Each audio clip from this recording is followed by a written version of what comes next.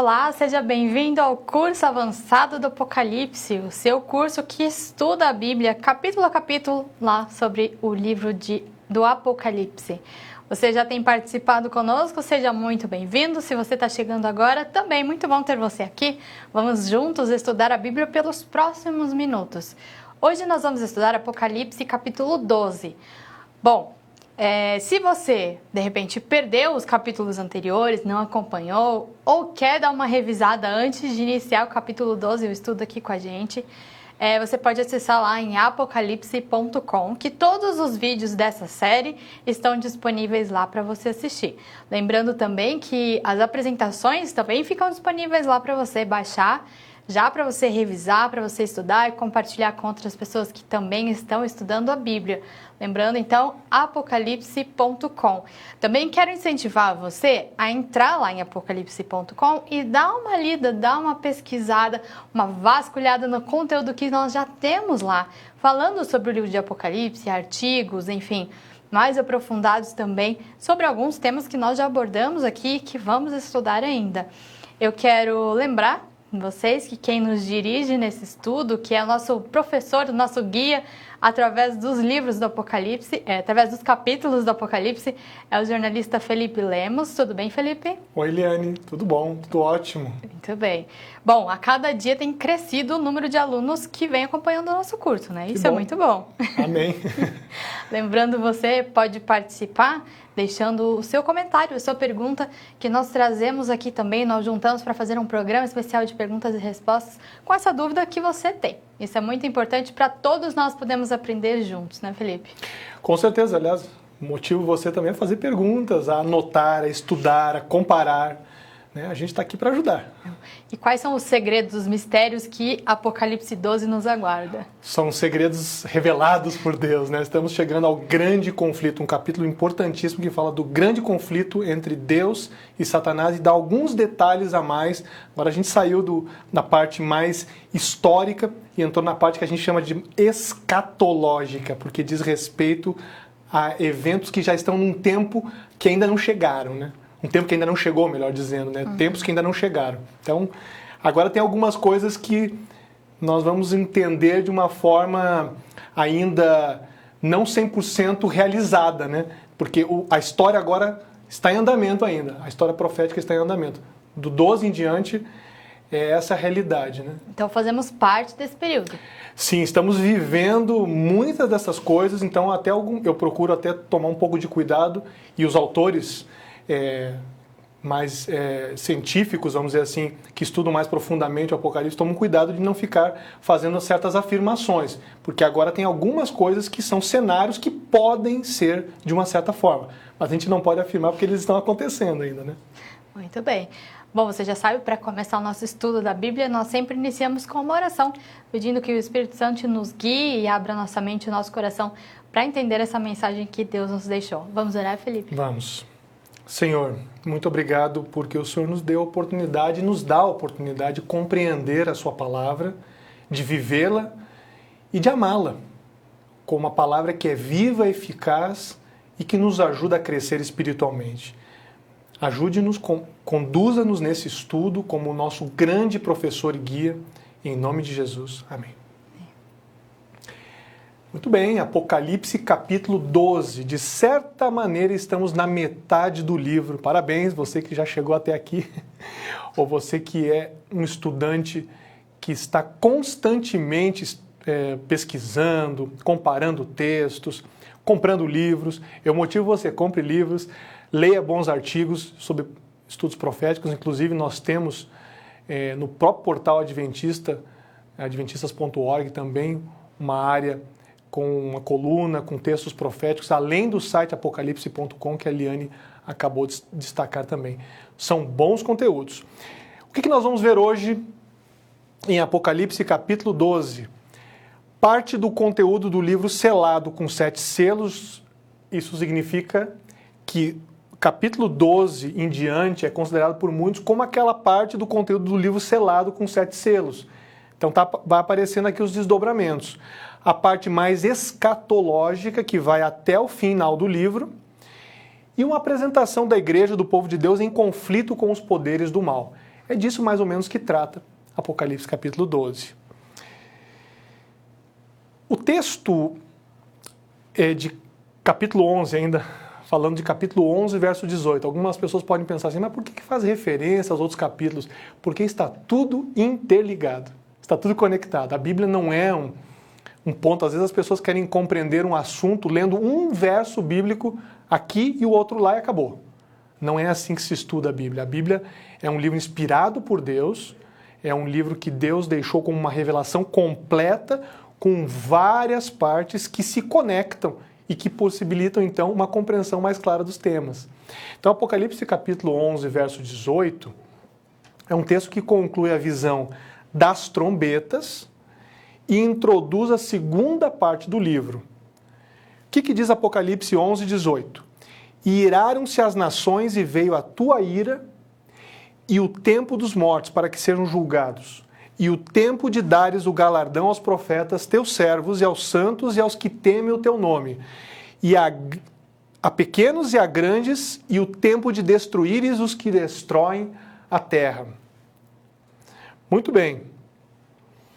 Interessante, né? Esse verso bíblico, ele é considerado como um verso ponte, que vai abrir agora espaço para nós compreendermos quem são esses poderes que causam o mal. De que maneira esses poderes atuam. Eles têm, isso eu já posso adiantar, né?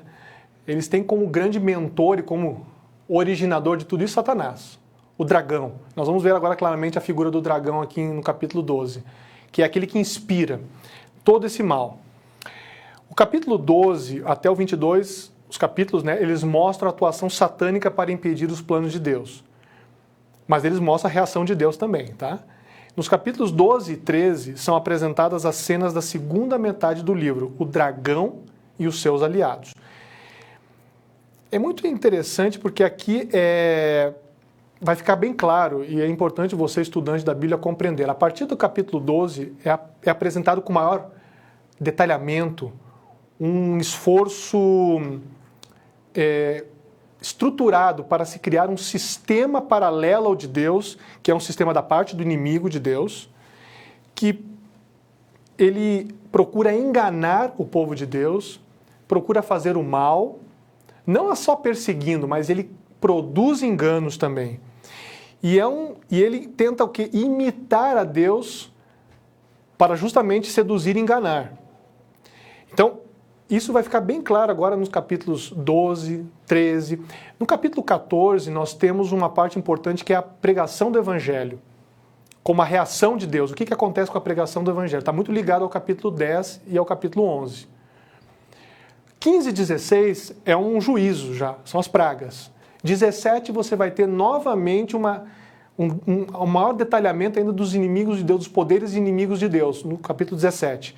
18 e 19 você tem a queda desse poder, e 20 também, 18, 19 e 20, e 21 e 22 a redenção final e a recompensa dos justos. Daí. E aí acabou o capítulo. Por isso que, a partir de agora, é uma outra fase de estudos aqui. Vamos ler então, nós temos Apocalipse, antes de ler, isso aqui é o resumo do que nós vamos ter dos versos 1 a 6. Apocalipse 12, versos 1 a 6. Mulher, menina e dragão. Sinal do céu, mulher vestida de sol com a lua debaixo dos pés.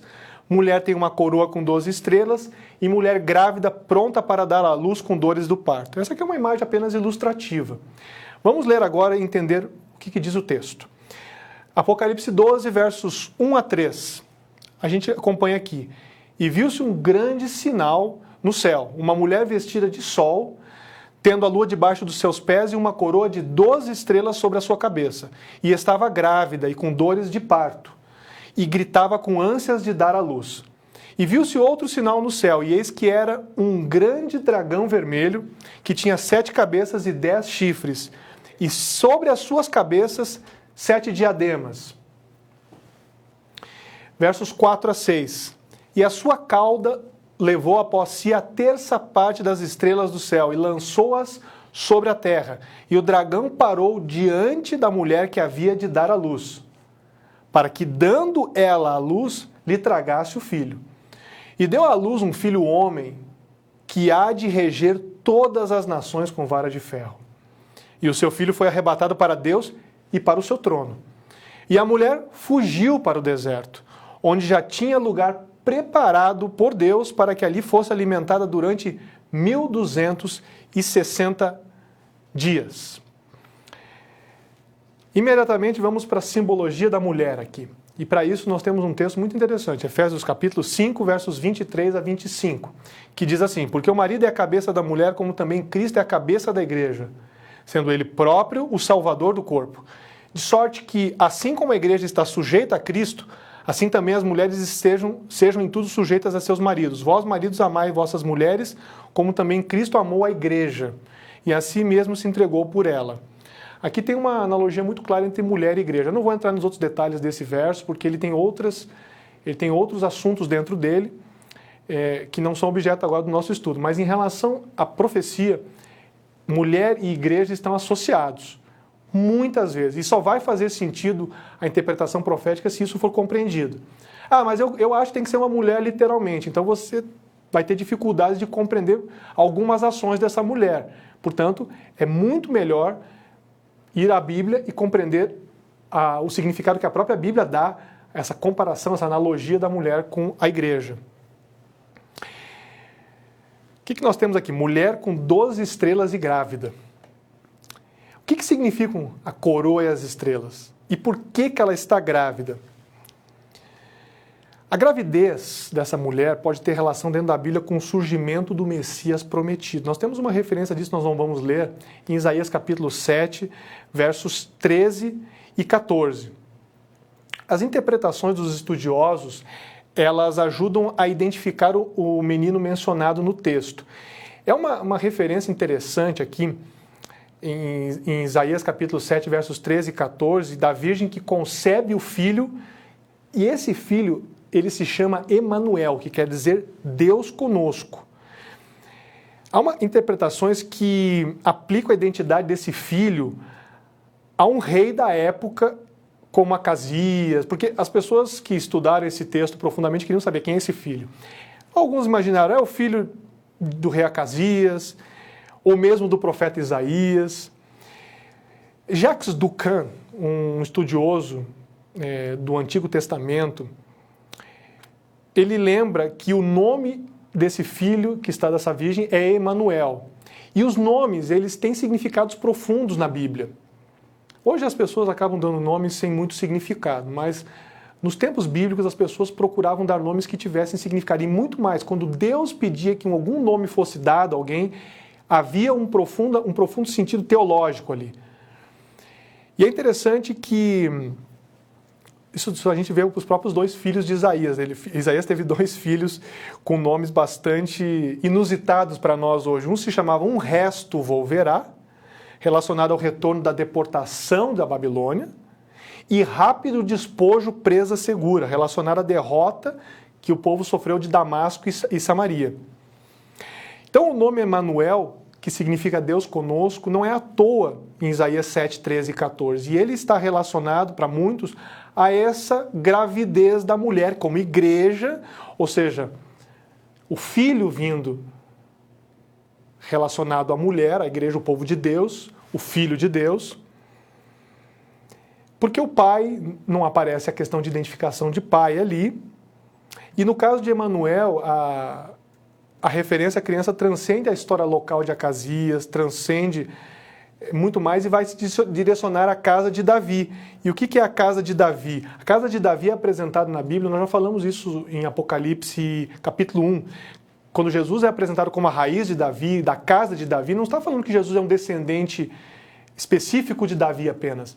Ele está falando que ele tem o mesmo sentido de Davi como um libertador, como um rei segundo a vontade de Deus. É o mesmo papel que Jesus exerce, claro que de uma forma muito melhor e muito mais importante, porque Jesus é o Filho de Deus. Então, de certa maneira, nós podemos compreender biblicamente que esse filho da mulher grávida é Jesus, nascimento de Jesus. Falei um pouquinho disso. E agora, o que nós temos na sequência? Nós temos aqui um grande dragão vermelho com 7 cabeças, 10 chifres e 10 diademas, ou coroas, né, na cabeça. A figura do dragão era conhecida no Antigo Testamento, tá?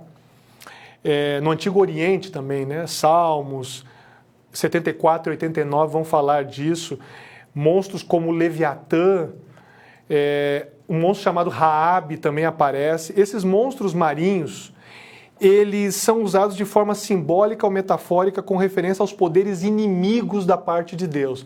Drácon também aparece em determinados momentos, em Jeremias vai aparecer isso também.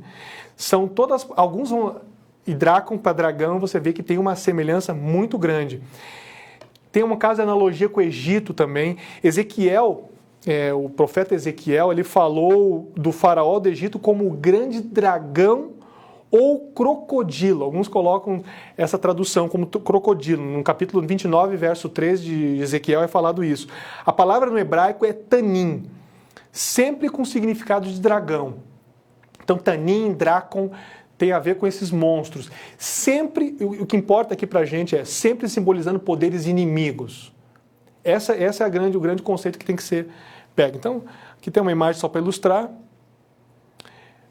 No verso 9, o dragão vermelho, inclusive, nós não estamos entrando nele ainda, mas no verso 9, o grande dragão vermelho é associado à antiga serpente chamada Diabo ou Satanás. Aí nós temos uma referência. Nós temos uma referência importante. Nós vamos entrar mais detalhadamente nisso. Agora, esse grande dragão vermelho com 7 cabeças, 10 chifres e 10 diademas, o que a gente pode compreender aqui? Os chifres, eles são símbolos ligados a poderes políticos. Sempre que você vê isso, chifre tem a ver com poder político. Já falamos um pouquinho sobre isso. Esses chifres são equivalentes, ou essas cabeças, melhor dizendo, são equivalentes à besta do mar. Apocalipse 13, nós vamos falar um pouquinho mais disso no Apocalipse 13. E são equivalentes ao 4º animal de Daniel. Estou falando de Daniel 7, capítulo 7. Está tudo interligado, tá? Lembrando, né, sempre que alguns, né, por essa interpretação, alguns entendem que os 10 reinos que fala ali, esses 10 chifres, seriam 10 reinos que se seguem após a queda do Império Romano Ocidental, que deixa 10 países, assim, os 10 nações, mais ou menos, que dão origem à Europa moderna. Isso está bem explicado em Daniel capítulo 2, quando Daniel interpreta o sonho do rei Nabucodonosor e identifica, graças à orientação de Deus, que os 10 dedos dos pés da estátua, né, da pessoa que é identificada na estátua, eles representam nações não tão fortes, parte barro, em parte ferro, que derivam das pernas de ferro que representam o Império Romano. Então, essa é uma menção que está associada aos 10 chifres aqui também. O que nós temos agora na sequência? Apocalipse 17, verso 12. Vamos ler então. E os 10 chifres que viste, porque Apocalipse 17 nos fala sobre essa explicação dos chifres. E os 10 chifres que viste são 10 reis, que ainda não receberam reino, mas receberão poder como reis por 1 hora juntamente com a besta. Só um detalhe, quando nós estudarmos capítulo 17, nós vamos ver com clareza, alguns interpretam que esses 10 chifres são os 10 reinos lá da Europa fragmentada, mas alguns também vão entender que esses 10 reinos podem ter uma outra explicação mais relacionada ao futuro. Então, vou deixar isso para quando nós estudarmos o capítulo 17 com mais calma. Mas a origem, a ideia desses 10 chifres tem relação lá com Daniel 2. Só que não necessariamente significa aquelas 10 nações. Agora, nesse caso, nós estamos estudando no Apocalipse 13, tá? Aliás, no Apocalipse 12. E no 17 também não, tá bom? Vamos continuar. Outro texto para nos ajudar aqui, para a gente ter uma clareza sobre essa questão dos chifres aí, né, dos reinos, é Daniel capítulo 7, verso 7. Depois disto, eu continuei olhando nas visões da noite, e eis aqui o 4º animal. 4 animais, tá? Lembrando que 4 animais foram vistos por Daniel no capítulo 7, vindo do mar. O 4º animal terrível e espantoso, e muito forte, o qual tinha dentes grandes de ferro, ele devorava e fazia em pedaços, e pisava aos pés o que sobejava. Era diferente de todos os animais que apareceram antes dele e tinha 10 chifres. Sempre lembrando, então, esses 10 chifres estão... Uma coisa é certa, eles estão ligados a reinos terrestres. Então, esse grande animal terrível e espantoso, de alguma maneira, ele tinha... junto, não era só um poder religioso, mas é um poder com conotação religiosa, mas acima de tudo um poder secular, um poder do mundo, né? Com apoio dos reis do mundo, por isso os 10 chifres. As 7 coroas ou diademas, elas são entendidas por muitos como a falsa pretensão de Satanás de ter autoridade e poder em oposição a Deus que tem muitas coroas. Esse fato de Deus ter muitas coroas está em Apocalipse capítulo 19, verso 12. De certa maneira, há sempre essa... Agora vai aparecer muito claramente dos capítulos 12 em diante. Há sempre esse interesse de João mostrar que Deus tem algo, Satanás e seus inimigos, seus aliados, fazem uma coisa semelhante para contradizer, para fazer uma contrafação. Então Deus tem coroas, ele também tem coroas. É isso que aparece muito claramente, entre outras manifestações. Aqui diz que o dragão tem uma cauda que arrasta a terça parte das estrelas do céu. Estrelas costumam ser anjos, isso a gente vê em Apocalipse capítulo 1, verso 20, já vimos, né? As estrelas arrastadas podem muito bem ser anjos caídos. Por quê? Porque quem está arrastando é a cauda do dragão. Então, a cauda é que arrasta. Ah, mas não podem ser anjos do bem? Não, né? Que é o dragão que está arrastando. Então não tem como você associar... O que está associado ao dragão é do mal. É anjo caído. Quando fala reis da terra com o dragão, são pessoas que estão contrárias à vontade de Deus. Poderes que de alguma maneira atuam para desfavorecer aquilo que Deus ensinou. Mesmo nações. Então, isso está muito claro no livro do Apocalipse e Daniel também. Bestas, cauda, tudo coisa do mal. Tudo associado, simbolismo associado ao mal. Símbolo de engano. A cauda, acima de tudo, é um símbolo de engano. Aqui tem uma outra referência interessante que diz que, nós lemos aqui, né? A cauda arrastava, o filho há de reger todas as nações e foi arrebatado para o céu. O verso 5 mencionou isso. Isso pode ser uma referência à entronização de Cristo, Cristo depois da ascensão. Ele foi arrebatado ao céu. Ele foi arrebatado ao céu. Nesse sentido, né? Foi levado ao céu. Agora diz que a mulher, a igreja, o povo de Deus, né, puro, ele foge para o deserto. E lá é alimentado por Deus por 1260 anos. De novo esse tempo aparecendo aqui, já apareceu várias vezes, aí 42 meses, em Daniel, em Apocalipse aparece 1260 anos, já apareceu também, um tempo, 2 tempos e metade de um tempo. São períodos em que, de alguma maneira, o povo de Deus foi oprimido e perseguido por um poder a serviço de Satanás. Nós já estudamos que esse poder é o poder papal. E no capítulo 13 nós vamos detalhar mais por que nós podemos dizer que esse poder é o poder papal e vamos associá-lo à besta do mar. Na verdade, nós não, né? A Bíblia associa a besta do mar ao poder papal e a história junto. Isso é muito importante, porque durante 1260 anos o povo fiel a Deus é perseguido por esse poder, que está a serviço do dragão. Por isso que a mulher que representa o povo de Deus foge para o deserto. Um povo que é preservado por Deus. Paralelo com a saída do povo do Egito, por exemplo, quando eles são sustentados pelo maná, eles fogem para o deserto e são sustentados pelo maná. Êxodo 16. Ou espiritualmente eles são atendidos por Deus no deserto. Êxodo capítulo 20, com os mandamentos sendo dados, decálogo sendo dado a eles por Deus, por meio de Moisés. É interessante, né, porque o período da supremacia papal, de perseguição, acontece entre 538 e 1798, ou seja, 1260 anos.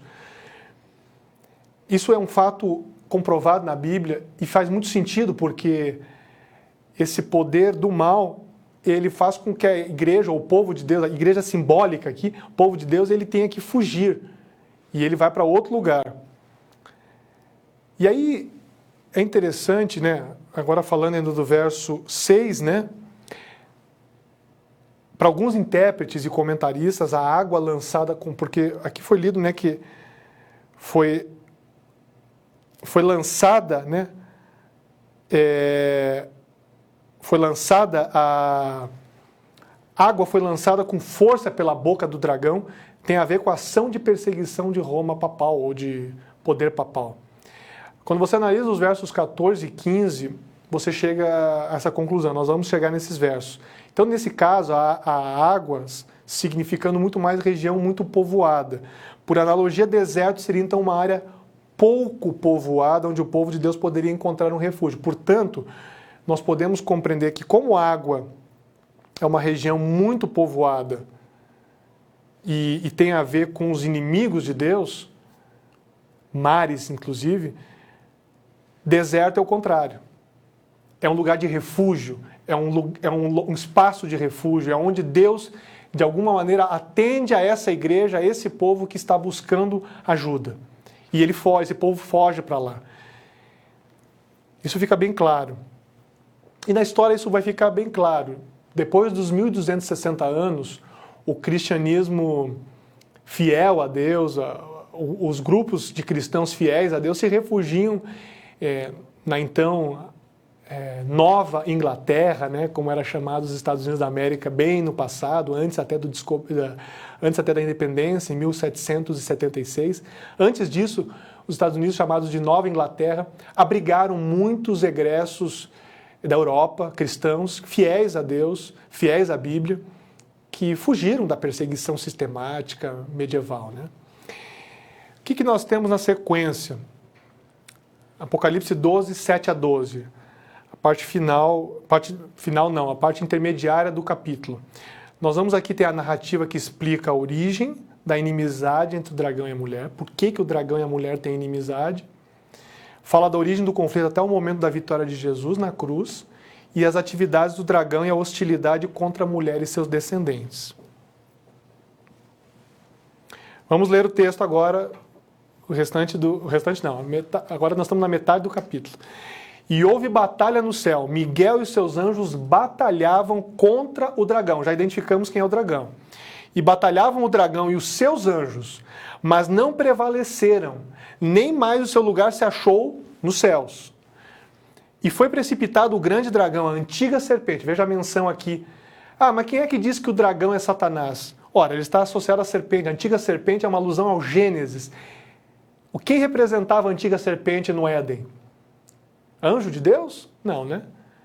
O que era a serpente conversando com Adão e Eva, inicialmente com Eva, depois com Adão e Eva? O que representa essa antiga serpente? A atuação de Satanás para fazê-los o quê? Desobedecer. Então, a antiga serpente chamada o diabo e Satanás, que engana a todo mundo. Aqui está a tarefa do inimigo de Deus, enganar. Ele foi precipitado na terra, foi atirado na terra, e os seus anjos foram lançados com ele. E ouvi uma grande voz no céu que dizia: agora é chegada a salvação e a força e o reino do nosso Deus, e o poder do seu Cristo. Porque já o acusador dos nossos irmãos é derrubado, o qual diante do nosso Deus os acusava de dia e de noite. E eles o venceram pelo sangue do Cordeiro e pela palavra do seu testemunho, e não amaram as suas vidas até a morte. Por isso alegrai-vos, ó céus, e vós que neles habitais, ai dos que habitam na terra e no mar, porque o diabo desceu a vós e tem grande ira, sabendo que já tem pouco tempo. Agora nós lemos dos versos 10 a 12 do capítulo 10. Guerra no céu, é isso mesmo, temos guerra no céu. Uma guerra que se sucedeu depois de Cristo ser arrebatado da terra. Isso é uma visão de alguns sobre esse texto aqui. Uma guerra que se sucedeu depois que Cristo foi arrebatado da terra, ou seja, quando ele foi entronizado. Ou outros creem que se trata de uma guerra originada no céu, antes da criação do mundo, quando Satanás era conhecido como Lúcifer, o anjo portador de luz, que se tornou um rebelde e desobediente a Deus. Então, nós temos referências a essas referências ao caráter de Satanás antes de ser o rebelde acusador. Nós temos referências disso em Isaías capítulo 14, verso 13, Ezequiel 28, 12 a 16. Ali há por analogia, está se falando de reis da época, rei de Tiro, Babilônia e tal, mas quando você percebe as características que são apresentadas ali, elas fecham muito mais com o tipo de rebelião que Satanás teve e com o tipo de rebelião que um anjo poderoso do céu poderia ter. Vamos ler então, por exemplo, Isaías 14, 13 e 14. Olha só a descrição que é feita desse personagem. Tu dizias no teu coração, eu subirei ao céu, acima das estrelas de Deus exaltarei o meu trono, e no monte da congregação me assentarei aos lados do norte. Subirei sobre as alturas das nuvens, e serei semelhante ao Altíssimo. Essa não é uma fala de alguém, de meramente um rei apenas. Isso pode ser muito bem aplicado ao caráter de Lúcifer, antigo portador de luz, anjo portador de luz, posteriormente um acusador. Ezequiel também nos ajuda muito nisso. Filho do homem, levanta uma lamentação sobre o rei de Tiro e diz-lhe, assim diz o Senhor Deus, tu eras o selo da medida, cheio de sabedoria e perfeito em formosura. Estiveste no Éden, jardim de Deus, de toda a pedra preciosa era a tua cobertura. Sardônia, topázio, diamante, turquesa, ônix, jaspe, safira, carbúnculo, esmeralda e ouro. Em ti se faziam os teus tambores e os teus pífaros, no dia em que foste criado, foram preparados. Tu eras o querubim ungido para cobrir, e te estabeleci, no monte santo de Deus estavas, no meio das pedras afogueadas andavas. Perfeito eras nos teus caminhos desde o dia em que foste criar, até que se achou iniquidade em ti. Interessante, né? Descrições que fecham com o caráter de Lúcifer, de Satanás, né? Ou seja, com aquele que é rebelde. E aí aqui, apresentado em Apocalipse capítulo 12 como o dragão, que se opõe a Deus. Aqui é feita uma referência a Miguel. Quem seria Miguel na Bíblia? Uma referência a Jesus. O nome significa quem é como Deus. Miguel é chamado um dos primeiros príncipes. Isso está em Daniel 10, 13, também é chamado de o grande príncipe em Daniel 12, 1, e de arcanjo em Judas 9, verso 9. Interessante, né? Porque aqui é uma coisa bem importante, porque a forma como é apresentado Jesus aqui, ou Miguel, né? Se você lembrar, em 1 Tessalonicenses 4, verso 16, é dito que quando a voz do arcanjo for ouvida, haverá ressurreição dos santos. Ora, com a voz do arcanjo, muito bem pode ser uma referência a Jesus aí. E Cristo mesmo declarou que os mortos levantarão dos túmulos quando ouvirem a voz do Filho do Homem. Portanto, esse arcanjo apresentado nesses contextos pode estar muito mais associado à figura de Cristo do que um anjo comum. O nome sempre aparece num contexto de Cristo em conflito direto com Satanás. Por isso é prudente pensar que Miguel, muito mais como um termo relacionado a Jesus, que assumiu a tarefa de vindicar, ou seja, de confirmar o caráter de Deus e refutar as ideias, os ataques do inimigo. Miguel é sempre apresentado em um combate, quando tendo que se opor ao mal. Por isso que, eu sei que alguns podem até estar pensando, não, mas Miguel é um anjo comum. Leia cuidadosamente os textos que falam de Miguel na Bíblia, você vai ver um contexto em que há uma oposição da parte de Deus, e esse Miguel muito mais alto, muito mais superior do que um anjo comum. Verso 8 vai falar que nem o dragão, nem os seus anjos prevaleceram ou ficaram no céu. Pode significar tanto o conflito inicial no céu entre Lúcifer e Deus, quanto o conflito na terra entre Satanás e Cristo, quando veio. No verso 9 é dito que Satanás e seus anjos foram expulsos do céu. Por isso que muitos compreendem que essa guerra inicial é no céu, porque no verso 9 vai falar que Satanás foi expulso, certo? Isso é muito interessante, né? Porque em Ezequiel 28, 14 também é dito que Satanás, enquanto Lúcifer, tinha um lugar no céu. Então faz todo sentido em Apocalipse 12 dizer que ele sai do céu.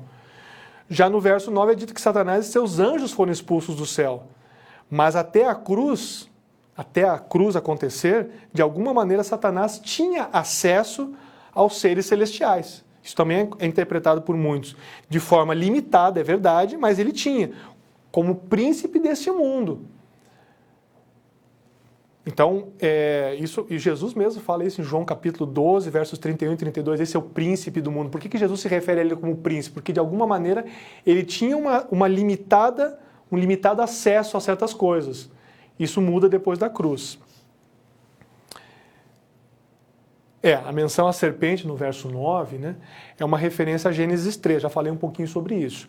Já no verso 10 é dito que Satanás atua como acusador, ele acusa Jó, isso nós conhecemos bem, Jó capítulo 1, 6 a 12, e Josué também, em Zacarias 3, 1 a 2, ele se opõe. Essa é uma característica, ele não está aqui para ajudar as pessoas, ele está para acusá-las, fazê-las se sentirem culpadas por aquilo que ele, de certa maneira, originou, que é o mal. Os versos 10 a 12 vão explicar ainda a importância da expulsão de Satanás no céu, a condição de plano da salvação quando Satanás foi atirado para a terra. É interessante essa proclamação que está nos versos 10 a 12, feita por uma grande voz do céu, primeiro em relação aos habitantes do céu, e depois em relação aos habitantes da terra. É possível dizer, né, de uma certa forma, que dos versos 10 a 12 há uma declaração sobre a condição do plano de salvação no momento em que Satanás foi atirado para a terra. Essa era a condição. Que condição é essa? É a série de fatos relativos ao triunfo de Cristo sobre Satanás na cruz. Jesus vence Satanás na cruz. Ali é efetivada a vitória. Ali é efetivada a vitória. Então, qual é o grande motivo do conflito? O motivo do conflito é justamente o quê? O motivo da conquista, né? No caso que fala os 10 vereadores, o que Jesus está conquistando? É justamente o fato de que foi expulso o acusador dos irmãos. Por isso que alguns vão interpretar essa queda como depois da cruz, porque ali realmente, de certa maneira, há também a expulsão do acusador. O verso 11 indica que é o sangue do Cordeiro, ou seja, a morte de Cristo na cruz, que torna possível a vitória sobre o acusador dos irmãos. Por isso que nós podemos compreender a compreensão de duas maneiras aqui em Apocalipse capítulo 12, nessa primeira parte. Tanto a queda de Lúcifer no céu, como quando ele se rebela, quando a queda dele no sentido de ter sido derrotado pela morte de Jesus na cruz. Por isso. Então são duas maneiras de se enxergar. Nenhuma delas podemos dizer assim, está errada, é absurda. Não, nenhuma delas é absurda. Só que são maneiras de enxergar esse fenômeno de diferentes ângulos. Até porque nos versos 10 a 12 tem um hino da vitória, que tem a menção à entronização de Jesus e o acesso aos lugares celestiais. E a ira do dragão, então, é justamente por conta da expulsão do céu. Reino da terra é passado a Cristo. Podemos entender que ele já caiu. Claro, evidentemente, ele caiu depois da rebelião lá no céu. Mas ele também ficou irado porque ele foi derrotado na cruz. Ele tem dupla derrota. Só que a segunda derrota na cruz é muito mais significativa no nosso contexto de salvação. Por isso, muitos compreendem dessa maneira. O que nós temos aqui no verso 13? O dragão tenta atingir o Filho de Deus por meio da sua igreja, do seu povo. E no verso 14, a igreja voa com asas para o deserto, ou seja, sai com rapidez. A igreja é sustentada por um tempo, 2 tempos e metade de um tempo. Nós vamos ler aqui, eu quero ler o restante dos versos, porque não coloquei aqui na tela. Toma a liberdade de ler aqui, só para nós vermos os últimos versos desse capítulo. Quando, pois, o dragão se viu atirado para a terra, perseguiu a mulher que dera à luz o filho varão. Então, isso que eu estou mencionando aqui. Ele tenta atingir o filho por meio da sua igreja. Ora, que filho é esse e que igreja é essa? A igreja é o povo fiel a Deus. E quem é o filho, então? É Jesus. O povo é fiel a quem? A Cristo. Então, o filho não pode ser identificado com o outro. Confirma aquilo que nós tínhamos falado anteriormente, né? E confirma até a interpretação que é feita de Isaías 7. No verso 14 diz assim: e foram dadas à mulher as 2 asas da grande águia para que voasse até o deserto, ao seu lugar, aí é onde é sustentada durante um tempo, tempos e metade de um tempo, fora da vista da serpente. Esse tempo, 2 tempos e metade de um tempo, é comparado aos 1.260 anos, que nós já falamos no começo. Um período em que a igreja, o povo de Deus, é sustentado, é preservado por Deus, mesmo diante de uma forte perseguição. Versos 15 e 16. Então a serpente arrojou da sua boca, ou então lançou com força da sua boca, atrás da mulher, água como um rio, a fim de fazer com que ela fosse arrebatada pelo rio. O rio vinha da boca da serpente. A terra vai socorrer a mulher e engole o rio que o dragão tinha lançado da sua boca. Essa terra pode ser o continente norte-americano, identificado como o protestantismo, que acolhe o protestantismo na América do Norte, que acolhe as pessoas cristãs que vêm fugidas, vamos dizer assim, de um ambiente de perseguição na Europa, onde o poder papal perseguia especificamente aqueles que eram fiéis aos princípios de Deus. Verso 16, também: a terra, porém, socorreu a mulher, e a terra abriu a boca e engoliu o rio que o dragão tinha arrojado da sua boca, ou lançado com força da sua boca. E, finalmente, verso 17, último verso. Irou-se o dragão contra a mulher e foi pelejar com os restantes da sua descendência, os que guardam os mandamentos de Deus e têm o testemunho de Jesus, e se pôs em pé sobre a areia do mar. Ideia de remanescente na Bíblia. Deus deixou um povo, né? Deus deixou um povo sempre fiel em todas as épocas da história. Na invasão babilônica, a Palestina, você vê um povo que permanece. Neemias chamou os cativos que retornaram de judeus que escaparam, ele chamou de judeus que escaparam, os que não foram levados ao exílio. Um grupo fiel que se mantinha herdeiro das promessas divinas, nós vemos em 1 Reis também. Tem um texto aqui interessante, né? Apocalipse 13, verso 10, se alguém leva em cativeiro irá, se alguém mata a espada, é necessário que a espada seja morta. Aqui está a paciência e a fé dos santos. E Apocalipse 14, 12 vai dizer: aqui está a paciência dos santos, aqui estão os que guardam os mandamentos de Deus e a fé de Jesus, a mesma expressão do 17. O texto de Apocalipse 12, 17, ele indica que no final dos tempos Deus tem um povo fiel, um remanescente, obediente sem reservas a ele. Isso é caracterizado por algo específico, a guarda dos mandamentos. É, portanto, um grupo que terá naturalmente oposição de uma maioria que não é leal a Deus. Ah, mas quem é que diz que os mandamentos vão ser importantes nos tempos finais? A Bíblia, Apocalipse 12, verso 17 vai falar. 14, 12 também vai falar disso. Não é uma invenção humana. A obediência aos mandamentos de Deus é considerada uma característica do remanescente fiel, daquele grupo que se mantém fiel a Deus, mesmo sob toda essa perseguição feita pelo dragão. Bom, e ainda fala que ele vai ter também o testemunho de Jesus. O testemunho de Jesus é muitas vezes associado ao dom profético. Será que pessoas como Ellen White, profetisa, que se declarou como profetisa de Deus, poderiam cumprir esse papel? É interessante, né?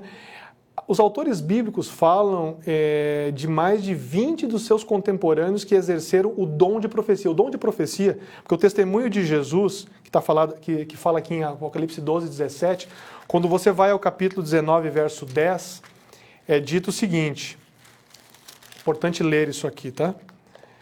É importante fazer essa leitura. Verso 10. Prostrei-me ante seus pés para adorá-lo. Ele, porém, me disse: vê, não faças isso, eu sou conservo teu e dos teus irmãos, que mantêm o testemunho de Jesus. Adora a Deus, pois o testemunho de Jesus é o espírito de profecia, ou dom profético. Ora, a Bíblia diz que o testemunho de Jesus é o dom profético. O dom profético poderia ter sido exercido por uma mulher como Ellen White, por exemplo, que se apresentou como uma profetisa de Deus no século XIX. Muitos autores bíblicos então vão falar, eu estava dizendo que mais de 20 dos seus contemporâneos exerceram o dom profético, mas suas mensagens não estavam dentro do cânon bíblico, da Bíblia, né? Natã, Gade, Ido, Ágabo, Débora, Uda, as filhas de Filipe e assim por diante. Profetas que não deixaram registros no cânon bíblico. Também não há qualquer menção na Bíblia de que o dom da profecia, ou o espírito de profecia, terminaria com a igreja apostólica, a igreja do primeiro século. E, aliás, em Efésios 4, vai falar especificamente que os dons ali citados ainda são necessários na igreja. Nós podemos acreditar que talvez realmente o dom profético tenha sido manifestado em pessoas como Ellen White. Nós vamos estudar mais sobre esse assunto ainda em alguns outros momentos, mas nós já falamos também sobre isso. Mas importante é a gente fazer um resumo agora do capítulo 12. Por quê? E eu quero só fazer um breve momento aqui ainda explicando melhor essa questão do remanescente. O remanescente fiel, ele é caracterizado pela guarda dos mandamentos e pelo dom profético. O dom profético, a guarda dos mandamentos, são os 10 mandamentos do Decálogo, Êxodo capítulo 20. Você já deve ter lido, e se não leu, é interessante ler e conhecer. O dom profético é o dom que orienta o crescimento do movimento de Deus. Ele pode ter sido manifestado no dom de Ellen White. Se você não conhece nada sobre Ellen White, procure, pesquise. Você vai ver centenas de livros escritos por ela que estão em pleno acordo com a palavra de Deus e que ajudam no crescimento. Não são acréscimos à Bíblia, não são substituição à Bíblia. São livros que ajudam a lançar uma luz menor sobre a luz maior, que é a palavra de Deus. Resumo do capítulo. Visão do capítulo 12 prepara o cenário para a segunda metade do livro. Tema central, controvérsia entre Cristo e Satanás em escala cósmica.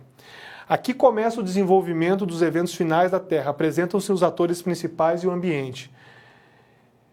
Destaque para a vitória triunfal de Deus sobre a Satanás, que inaugura o reino de Deus no mundo e a autoridade de Cristo.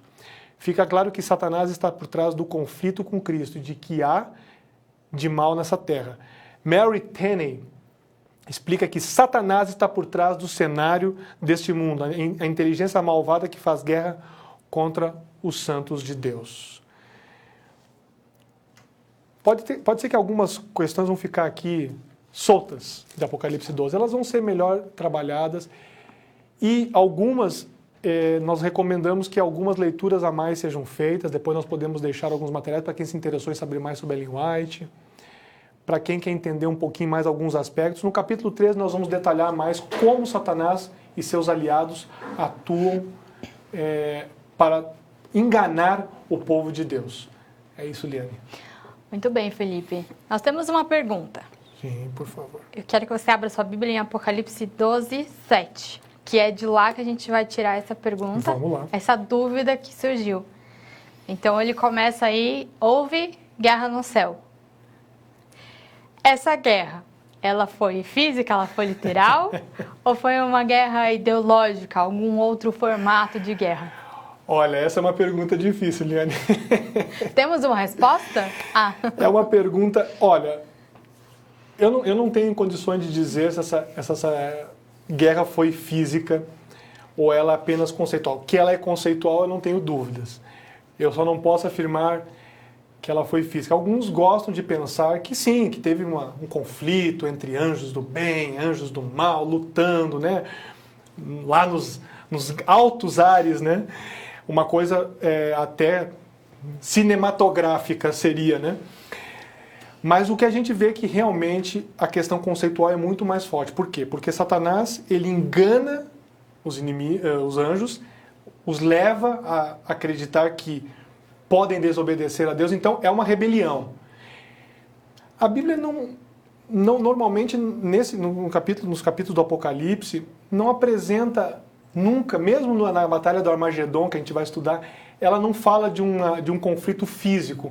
Então eu não tenho base pela Bíblia apenas para definir que aqui teve uma guerra literal, mas o que tem é certamente uma desobediência, tem um conflito entre o que Deus estabeleceu e o que Satanás questiona, e ele no início questiona e depois ele se opõe e se torna acusador. Então eu fico devendo uma explicação assim de uma evidência física, uma evidência de uma guerra física. Mas ali é mencionado algum lugar que um anjo estava ferido. Não tem menções desse tipo de coisa para nós fazermos uma explicação assim definitiva sobre isso. O que a gente pode tirar, então, da essência desse versículo? O que a gente pode do versículo pontuar? 7, né? Exato. Essencialmente, é que Jesus, porque aí nós temos Miguel, né? Isso é importante, nós temos Miguel num combate. Jesus num combate. Por que Jesus está num combate? Porque ele é o fiador da salvação, ele é o responsável pela salvação. E quando Satanás, na verdade, aqui fica bem claro que Satanás questiona, isso fica bem claro no Apocalipse até agora, Satanás questiona o papel de Cristo acima de tudo. Ele se opõe a Deus, mas ele questiona o que Cristo faz. Tanto que ele tenta imitar e anular o que Cristo faz, substituindo, criando, por meio de seus aliados, um modo de intercessão diferente. Então, essa atuação é que é o principal cerne da questão. Miguel defende a vontade de Deus, defende os princípios de Deus, e Satanás, aqui bem apresentado como o dragão e os seus anjos, ele se opõe a tudo isso. Essa é a essência do versículo. Agora, depois ele, como eu coloquei ali, alguns podem interpretar que a queda dele foi lá do céu, ou então foi com a morte de Jesus na cruz, mas esse fato de ter Jesus morrido na cruz e ter decretado o fim de Satanás é muito significativo. Eles estão em choque, eles estão em oposição, em contraste aberto. Aqui, capítulo 12 é como se fosse um campo aberto onde você enxerga claramente os dois lados lutando, assim, vamos dizer, né? Sim. Simbolicamente. Essa é a essência do capítulo, é um campo aberto de luta. Porque depois no 13 vai começar a mostrar, mas olha o que está do lado de Satanás, e depois 14 vai mostrar, olha o que está do lado de Deus. Esses exércitos, vamos dizer assim, né, simbolicamente, são apresentados com mais clareza nos capítulos. Né? Mas Felipe, de repente a gente pode se perguntar, se Jesus morreu na cruz, né? Ele venceu. Venceu. Então por que a guerra continua? A guerra continua porque Satanás não foi destruído ainda, né? A destruição do dragão não aconteceu. Ela vai acontecer no capítulo 20. No capítulo 20 é descrito, né? Não é que vai acontecer, vai ser descrita a destruição final do dragão. Ele não é destruído, aqui no capítulo não é destruído. Por isso que continua. E também, né, Deus está o tempo inteiro, isso é muito interessante que você perguntou, porque no capítulo 18, Deus vai fazer um convite para que as pessoas saiam do sistema enganoso que Satanás criou, que é a Babilônia. Porque a Babilônia está caindo, e Deus vai fazer um convite, saiam dela, porque eu tenho pessoas fiéis em todos os lugares. Por isso que ainda realmente, aqui no capítulo 12, é o decreto. Acabou, mas ele não foi destruído, né? Muito bem, vamos deixar essa cena então para os próximos capítulos. Mas foi excelente, você já trouxe algumas questões que vão ser bem explicadas e apresentadas nos próximos capítulos. Então tem muita coisa boa pela frente ainda. Muito bem, temos que convidar mais uma vez para você continuar acompanhando aqui a nossa série de estudos desse curso avançado do Apocalipse. Estamos estudando capítulo a capítulo, desvendando os mistérios do Apocalipse e estudando sobre a palavra que Deus nos deixou. Muito obrigada, Felipe. Eu acho que o programa de hoje é muito interessante, o curso de hoje é muito interessante e precisa ser estudado, revisto, né? Mais explorado por cada um que está participando com a gente. Sim, tem muitas outras coisas que talvez a gente não tenha explorado profundamente, eu até peço desculpa, mas é que tem um tempo limite. Eu poderia falar muitas coisas sobre o dom profético, por exemplo, mas isso exigiria um estudo específico sobre a importância do dom profético e mesmo do que significou o ministério de Ellen White. Então fica aí para tarefa de casa. E se alguém tiver dúvidas específicas, não tem problema nenhum, a gente responde com o maior prazer sobre isso, sobre a guarda dos mandamentos, entre outros pontos que nós tocamos bem rapidamente aqui, né? Muito bem. Bom, para finalizar, posso fechar com uma oração? Por favor, vamos orar. Vamos orar. Graças, Pai, porque o Senhor nos deixou escrito, nos deixou revelado o plano da Tua salvação para nós. De que, apesar da entrada do pecado, apesar da existência do mal, é a Tua esperança, a Tua cruz, a Tua salvação que vai nos redimir e nos dar um final feliz. Amém, Senhor. Nós Te agradecemos porque o Senhor deixou isso escrito na Bíblia e isso nos dá esperança. Que nós possamos a cada dia procurar estudar a Tua palavra, aprender sobre o que o Senhor deixou ali e que a Sua palavra seja reconfortante para nós. Amém. Obrigada por esses momentos de estudo, por tantas pessoas que estão participando conosco. Que nós possamos seguir sedentos da Tua palavra e aprendendo a cada dia. É o que nós te pedimos, em nome de Jesus. Amém. Mais uma vez, obrigada pela sua companhia. Nos vemos no próximo episódio.